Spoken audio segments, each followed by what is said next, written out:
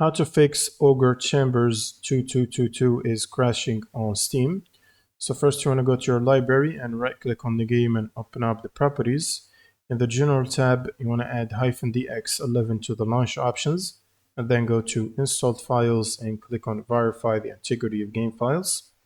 Now once this is completed, you can close Steam and then you will need to open up your browser and head to this link, which is going to be in the description below. Now from the distributables table, you will need to download and install the 86 and the 64 installers. And once you finish the installation, this will require a computer restart. So right after the restart, what you need to do is check if you have the latest GPU driver updates. So if you're running an NVIDIA GPU, you will need the NVIDIA app. Otherwise, you can use the AMD software if you're running AMD. And from the drivers section, make sure to download and install the latest available driver update. Next, all you need to do is run Steam as admin.